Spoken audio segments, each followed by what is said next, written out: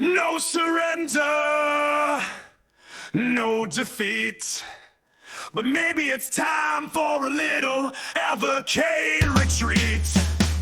No surrender, no defeat. But maybe it's time for a little Evercade retreat. Hello and welcome to the Evercade Retreat. My name is Gene Joke and today I'm just sharing some thoughts about what I'd like to see on the Evercade in the coming year. Now this is based upon what's been announced so far and what I feel is, I suppose, a little bit missing, or what I'd like almost as an answer to those. And obviously in regards to what we know is coming, being SNK, and the fact that they have said that this year will have the most arcade carts released in any given year, released so far. To set the scene, I'll just give you my thoughts on the carts that have been announced so far. So Indie Heroes Collection 4, I'm looking forward to getting the cart, but I've played most of the games on there. I finished a fair number of them, but again, I'm looking forward to playing them and checking out the new games. Atari Arcade 2, I've got to admit, I'm not really overly excited about it, but with those types of games, I do tend to enjoy them when I play them. They just don't have that much draw for me. Broken Sword, I've played these games before, particularly the first one, and I like them. I'm looking forward to the collection, but again, it's two quite long-winded games. I'm not always in the mood for point-and-click game. I'll get it, I'll enjoy it, but yeah, I would like something a bit different. And similarly with the Tomb Raider Collection 2, that is two long-winded games. So once again, I would like something shorter and more fun. Not to say that I don't enjoy Tomb Raider, because I'm working on a Tomb Raider video for a review of the first collection, and I've put a lot of hours into them. I do really enjoy the games. I know not everyone does. That said, part of the joy of the Evercade is the discovery. Part of the joy is having fun with games that have held up and just a bit of arcade bash for a bit of handheld gaming. And so far, most of the carts, well, half of the carts that are coming out in 2025 so far, aren't really ideal for that. So my first hope for the rest of 2025 is that we don't have much in the way of big, long-winded games. I hope there's not too many more giga carts with things that will, take 20 hours or so to complete. I don't mind some, but if it's collections that are just made up of those, that's going to start getting it's going to get a bit much. Naturally, arcade carts are a good antithesis to this. They are generally short, quick play games, and that's fine.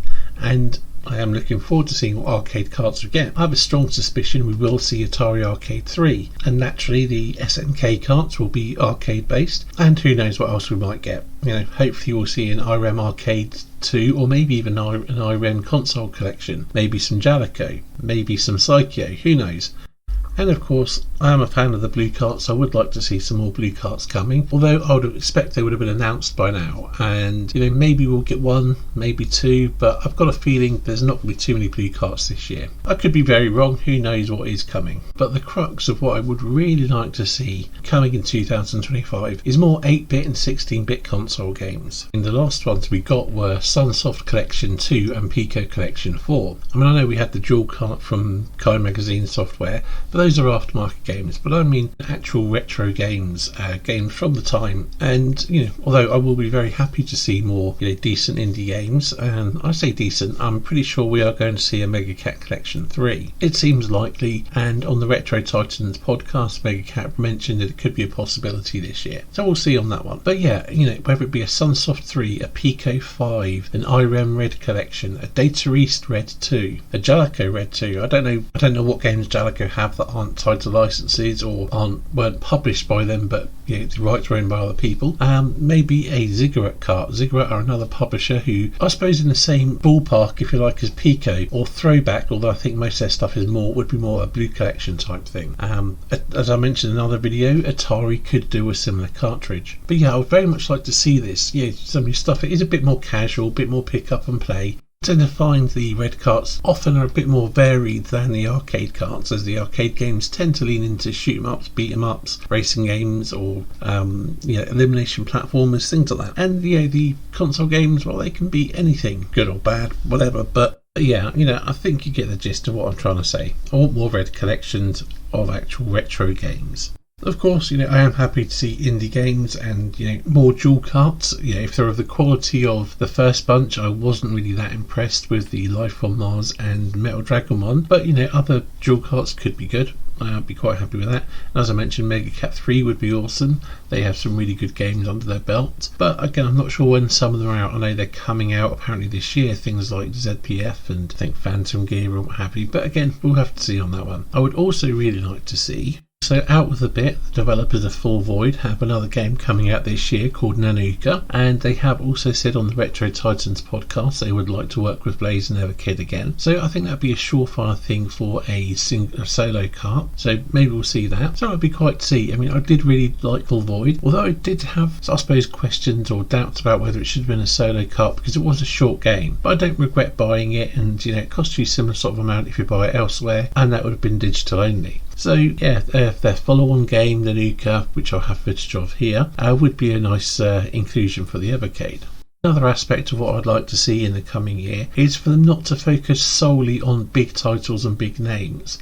Having things like your Broken Swords, your Tomb Raiders, your SNK, or whatever else they might get. I mean, I did videos speculating about Disney and Aliens, or people hoping for like Konami and Sega and Namco, Capcom, and these things. They'll all be really good, and I'd be happy to see all of these things. But I do also like to see things that are off the beaten path for the discovery, for the lesser known or the games that were less popular at the time but were still good. They may not have been absolute classics. The failed mascots and things, the sort of things we find on the Pico carts. And yeah, there's always a market for those things. And I like the diversity between big hot properties of yesteryear and the things that failed and the things that I never played, or the things that you're curious about, thought, that looked interesting but never got a chance to play. And I hope that they don't lose sight of essentially what made Evercade stand out a little bit early on by focusing on the big titles that are everywhere. Because let's not get away from the fact that the Tomb Raider Collection 2, which is coming out, has just come out on everything else with the remastered editions including more, and these things are widely available. I would like to see more exclusive stuff if possible. Now, speaking of exclusive stuff, the only true exclusive the Evercade has is the Duke Nukem remasters. I would like to see more along those lines. Is that possible? Is it feasible? I have no idea. So to my knowledge, recording this on the 24th of February, to my knowledge, Blaze haven't announced or said anything about whether the Game of the Month will be continuing this year. And I've got to admit, last year's Game of the Month, it was fine, had its ups and downs, but I did feel that Indie Heroes has sort of run its course for a bit. There's a lot of the same games and same developers, and it's feeling a little bit tired, so I would like to see something different. I heard a rumour or a speculation suggesting that this year's Game of the Month might be Home Computer Heroes. And I think that would be really cool, having it being a bit different.